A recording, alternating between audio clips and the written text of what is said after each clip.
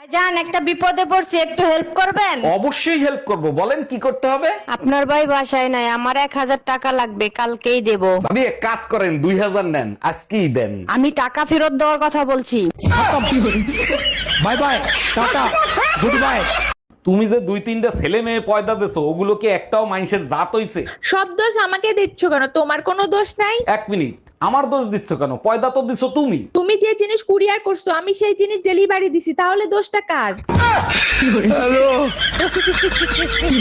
আপনাকে আমার ভালো লাগে। এখন তো ভালো লাগবেই, শীত চলে আইছে না। শীতকালে বন্ধুরে তুই আমার গায়ের কথা। থাম, একটা কথা ভালো করে মাথায় ঢুকাইয়ে রাখবি, শীতকালে গোসল না করলে আমার ধারে কাছে আসতে পারবি না।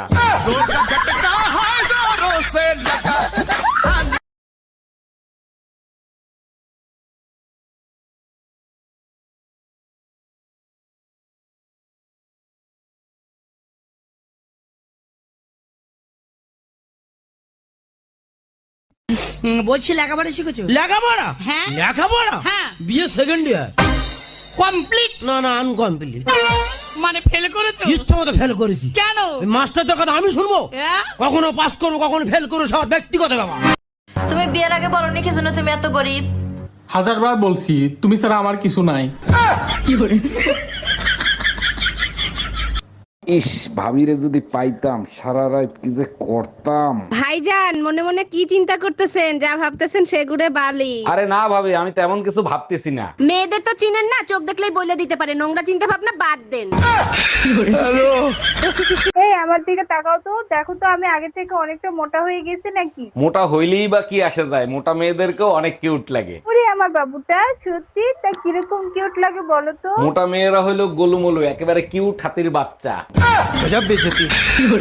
এত ঝামেলা আমি সহ্য করতে পারবো না। এই সংসারে হয় তোমার মা থাকবে, না হয় আমি থাকবো। আচ্ছা ঠিক আছে, তাহলে তুমি চলে যাও আর বাচ্চা রেখে যাও। তুমি কে আমার সন্তান আলাদা করার? আমার সন্তান আমার সাথেই যাবে। তাহলে তুমি কে আমার মায়ের সন্তান আলাদা করার? মায়ের এক ধার দুধের দাম কাটিয়া গায়ের জাম।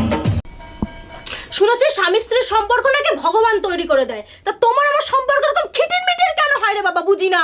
বুঝতে পারলে না? এটা তো সাধারণ ব্যাপার। ভগবানের কাছে যে লোক চাকরি করে ওই লোক ঘুষ দিয়ে চাকরি পাইছে। ঘুষ দিয়ে মানে?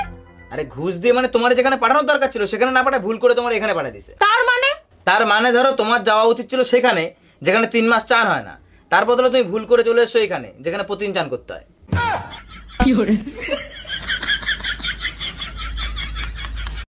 আমি যদি হারিয়ে যাই তাহলে তুমি কি করবে? খবরের কাগজে বিজ্ঞাপন দেব, যে খুঁজে পাবেন অনুগ্রহ করে ফেরত দেবেন না।